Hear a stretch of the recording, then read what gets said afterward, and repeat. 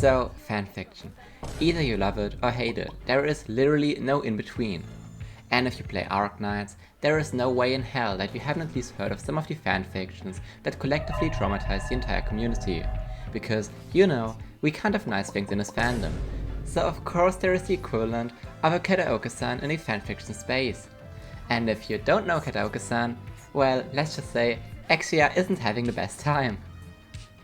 Counting in the good, the bad, and the absolutely horrendous, Arknights has a ton of fanfiction, ranging from incredibly beautiful and well thought out stories to some that made me wish I had been born blind. And man, there really are a large sum of fanfictions that make me feel like maybe human sentience was a horrible mistake.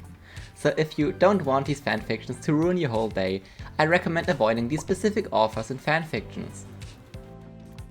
After living off water, food, and Arknights fanfiction this past year, I have read quite a considerable amount. And amidst the usual garbage, I found that one fanfiction that really got me hooked, which I will describe as, for me, the best Arknights fanfiction the fandom has to offer. And, dear viewer, I clickbaited you, because behold, this video isn't going to cover just one fic. Instead, we'll take a look at the Us and Them series, that has 7 whole fanfictions under its name, which are part of the same overarching story, and combined are longer as all of the Lord of the Rings books. If you've seen my first video on this channel, you may have seen one of these fics as I already mentioned it there.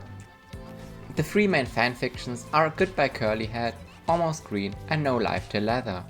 To give you a quick heads up before diving into this fic, here are some of its tags, and I quote, war, existentialism, mental instability, psychological trauma, and dubious morality.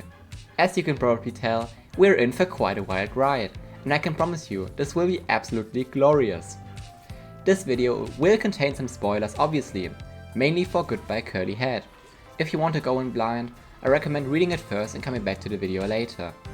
I will try my best to avoid major spoilers, but I won't be able to do so for all of them.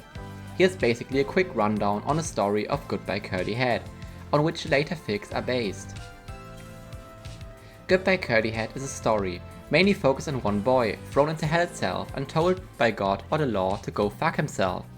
Right at the start, we're introduced to the land of the free, the cheerful, and the casual terrorists, Laterano itself, and the 13-year-old main character diving into a fountain for spare change in hopes of being able to afford dinner.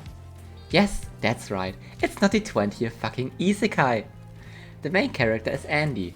Just Andy. Our protagonist is living in a crumbling house, spending his days avoiding school, and hanging around his 2 best and only friends, Lemuel, who you might know by her in-game name Exia, and Mostima, who you might know by her in-game name Mostima. Andy's life is very bleak. His dad used to be some big shot at the notarial hall, but nowadays he just spends his entire day speedrunning lung cancer with copious amounts of cigarettes, while neglecting his child like apparently every father in Arknights does.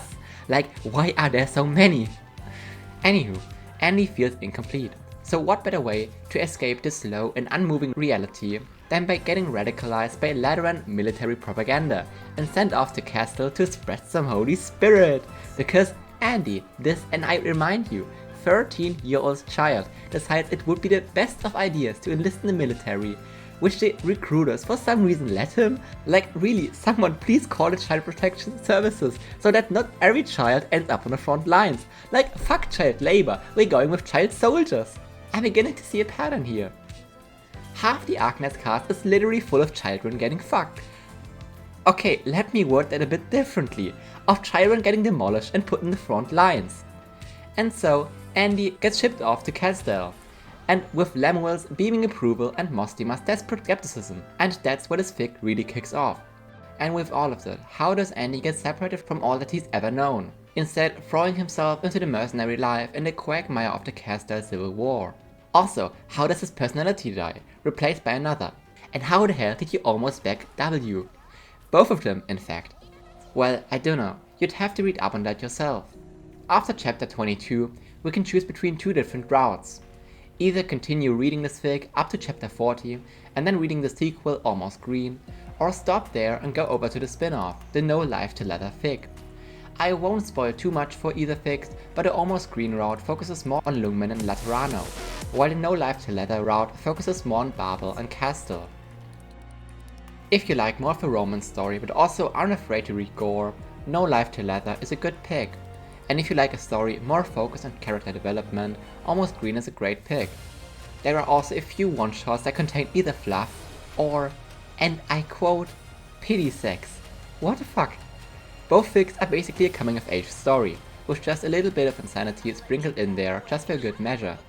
And it has one hell of a protagonist that is literally hated by life itself. Andy's change in character is really what makes these fics interesting.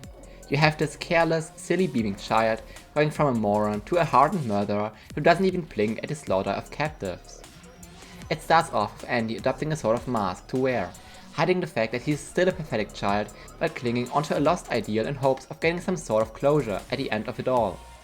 What sort of closure? Well, Lem, of course. Lem is an interesting topic. Lem, because I'm not going to call her Exia, because that name doesn't even exist yet in the run of events, becomes a source of solace for Andy, even while they're thousands of kilometers apart. You see, Andy goes so fucking shitso that he begins daydreaming actively about the girl, anytime he gets a chance. And what's his main goal? What's the force pushing him forward, dragging him through Castle? Lem, and a slim chance of ever meeting her again. It's an obsession, not a romance by all means, not a glorification, a growing, devouring, unhealthy obsession. An obsession that lasts, and is expanded on in Almost Green. You can really feel that the author has some hatred towards her. We can just hope that the author won't ever draw porn, as this is literally the only thing right now holding him back from turning into a full-fledged kataokasan. These fics are also updated very regularly, not like my other favorite fics, which were all last updated 1 year ago. Like, hey man, please come back! The author has consistently uploaded one chapter every few days or so, which is honestly crazy considering the chapters are like 5,000 to 7,000 words long. Although I don't expect the author to continue this pace for too long, as this really seems to take a hit on his sanity it seems, so the tempo will hopefully decrease a bit. But I really gotta mention this. He literally wrote more than 600,000 words in a little more than 1 year. That is literally so insane. Like, what do you mean, author out here seeing his keyboard more than his family? And all of this for something from which he doesn't even make any money. Also, looking at the future of these fics, it probably seems like the story of No Life Till Leather and Almost Green will continue for quite a long time. The author already mentioned that Almost Green is ending very soon, and will be replaced by a sequel, which will be focused on Lungmen with Lapland and Texas playing a role, so I'm really hyped for that. No Life Till Leather will also go on for a good amount of time, until its successor story. It will mostly focus on Babel and Rhodes Island, and will follow the events of the main story more closely, but from the perspective of other characters. So, as I come to my conclusion, I hope you found something new to read, and will give these fanfictions a try. This video took me way too long. I'm sorry for not posting videos for quite a long time. I'll be posting content more frequently from now on.